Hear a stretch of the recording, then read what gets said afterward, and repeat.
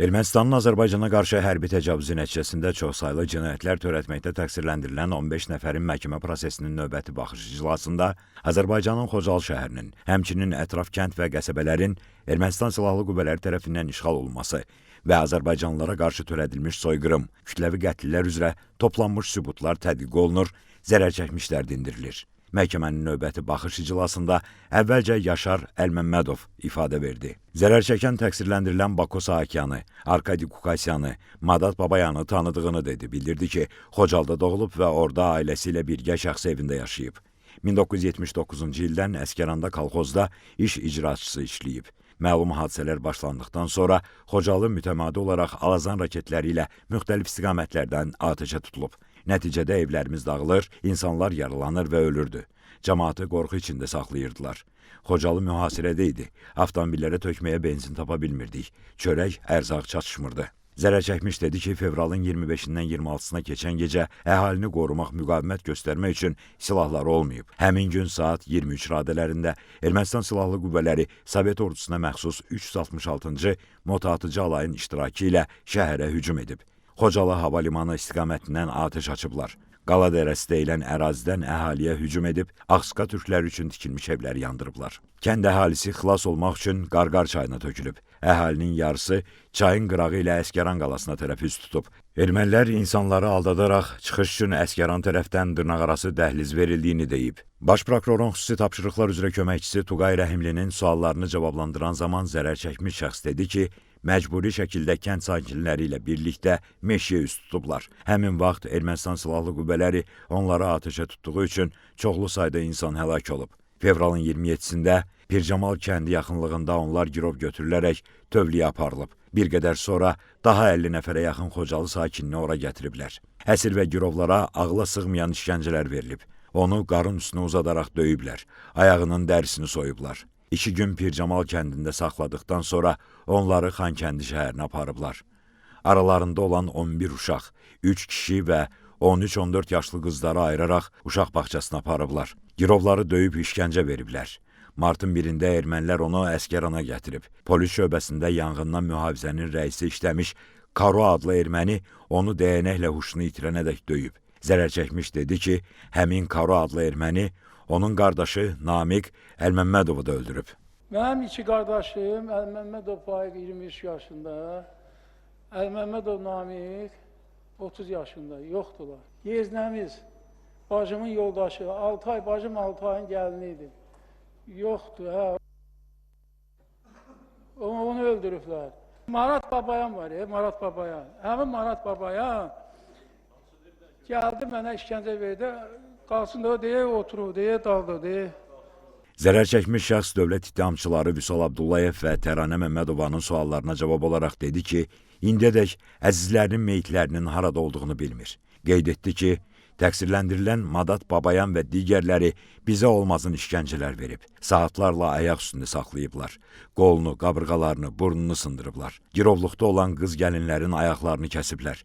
Tapdalayıb barmaqlarını qoparıblar. 2 əkiz qardaş olan Ağsuqa türkünü, həmçinin Şahin adlı gənci onun gözləri önündə gülləliyiblər.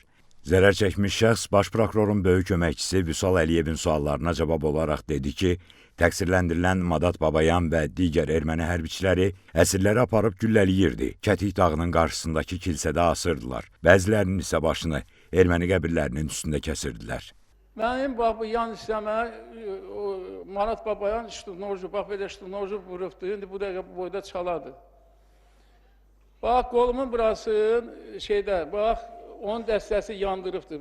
Bax, damğa vurubdu, qoluma damğa vurubdu onun dəstəsi. Mənim burnumu qırıblar, bədənim qırıq-qırıq. Sonra zərər çəkmişin barəsində olan məhkəmə tibbi ekspertiza rəyi elan olundu. Zərər çəkmiş Sovet Allahverdiyevdə təqsirləndirilən Madat Babayanı tanıdığını dedi. Bildirdi ki, Xocalı soyqırımı zamanı atasını, qardaşını, qardaşı uşaqlarını və digər qohumlarını itirib. Anası, 2 qardaşı girov götürülüb. Onlara olmazın işgəncələr verilib. Mənim atam, 2 qardaşım, Allahbedov Novruz Salaoğlu, Allahbedov Salah İmamquluğlu mənim atamdır. Onun oğlu Allahbedov Mahir, Novruz oğlu 16 yaşı vardı. Allahbedov Ziyadxan Salaoğlu, bu da 57-ci təvəllüdür.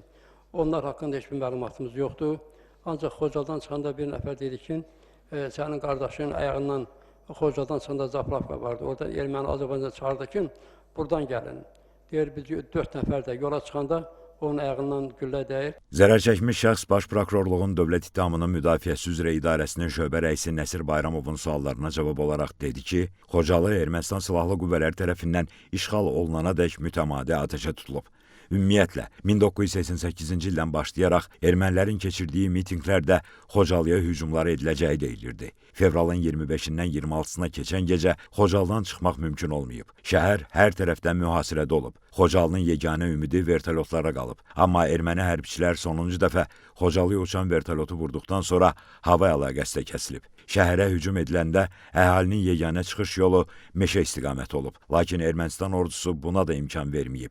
Məcburi şəkildə bu yolla Xocalını tərk edib Ağdama keçmək istəyən əhalini güllələyib öldürüb, girov götürüblər. Məqsəd əhalini qırmaq, Azərbaycanlılara qarşı soyqırım törətmək olub. Zərər çəkən dedi ki, Xocalı sakinlərinin meyitləri Ağdam məscidinə gətiriləndə tanınmaz halda olub. Oradakı meyitlər hamısı əksəriyyəti tanınmaz halda idi. Onların elə ancaq paltarından tanıyırdıq.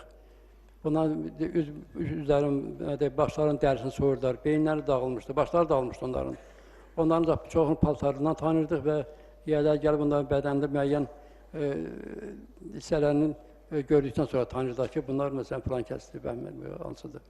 İclasda Xocalı soyqırımından sonra hadisə yerindən çəkilmiş video material nümayiş olundu. Hadisə yerinin baxış protokolları və digər sənədlər elan edildi. Dövlət ittihamçısı Fuad Musayevin təqsirləndirilən Madat Babayana 1992-ci il fevralın 25-dən 26-sına keçən gecə Xocalıda olmusunuzmu və olmusunuzsa ora hansı məqsədlə getmişdiniz sualına cavabında o həmin gecə Xocalıda olduğunu və dinc sakinlərə atəş açdığını etiraf etdi. Bizim dəstə rəisi bizi ora aparıb.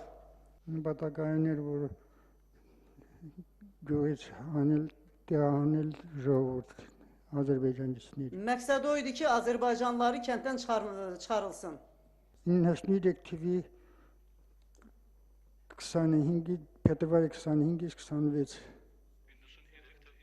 Yenisnergo.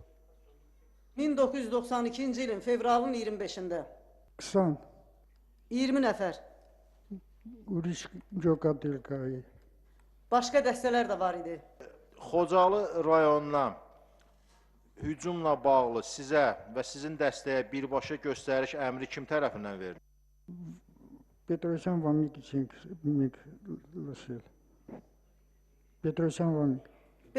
Vanik tərəfindən.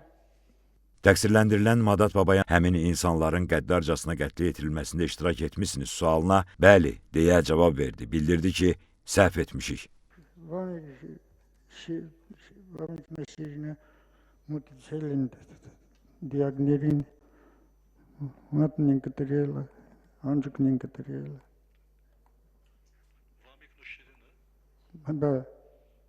Vanik və Şirinyan insanların barmaqlarını kəsirdilər.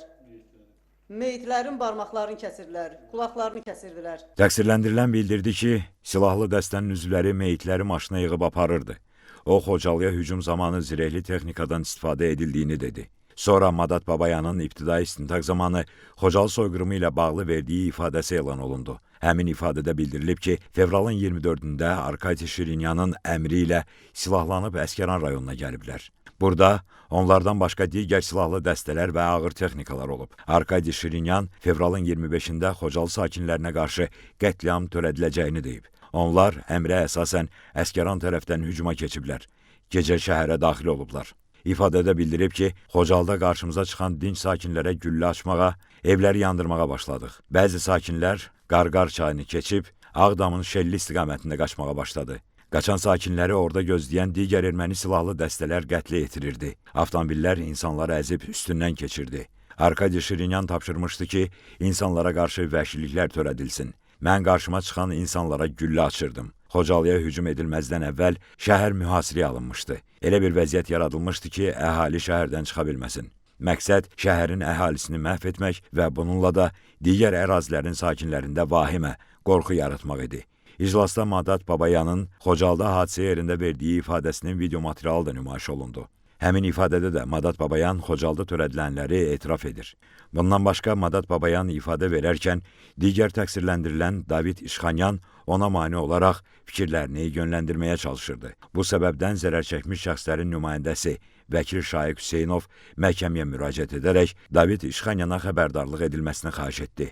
Hakim David İşxanyana bununla bağlı xəbərdarlıq edərək onun əyləşdiyi yeri dəyişdi. Məhkəmə prosesi aprelin 21-də davam etdiriləcək. Bakı Hərbi Məhkəməsində hakimlər Zeynal Ağayevin sədrliyi, Camal Ramazanov və Anar Rızayevdən ibarət tərkibdə keçirilən məhkəmə iclasında zərər çəkmiş şəxslərin bir qismi, onların hüquqi varisləri və nümayəndələri də iştirak edirlər. Qeyd edək ki, Ermənistan dövlətinin, onun dövlət qurumlarının vəzifəli şəxslərinin, hərbi qüvvələrinin və qanunsuz silahlı birləşmələrin bilavasitə rəhbərliyi və iştirakı, şifahi yazılı qaydada verdiyi tapşırıq, göstəriş və təlimatları, maddi, texniki, şəxsi heyətlə verdiyi dəstəyi, mərkəzi qaydada idarəçiliyi əsasında, eləcə də ciddi nəzarət altında Azərbaycan ərazisində daxili və beynəlxalq hüquq normalarına zidd şəkildə Azərbaycana hərbi təcavüz etmək məqsədi ilə yaradılmış, həmçinin Robert Köçəryan, Serj Sarkisyan, Vazgen Manukyan, Vazgen Sarkisyan, Samvel Babayan, Vitali Balasanyan, Zori Balayan, Seyran Ohanyan, Arşavir Qaramyan, Monte Melkanyan və digərlərinin rəhbərliyi, bilavasitə və dolayı iştirakları ilə Ermənistan dövləti, o cümlədən sözügedən cinayətkar birlik tərəfindən aparılan təcavüzkar müharibənin gedişində törədilmiş çoxsaylı cinayət faktlarına dair cinayət işi üzrə 15 nəfər erməni əsilli təqsirləndirilən şəxs ittiham edilir.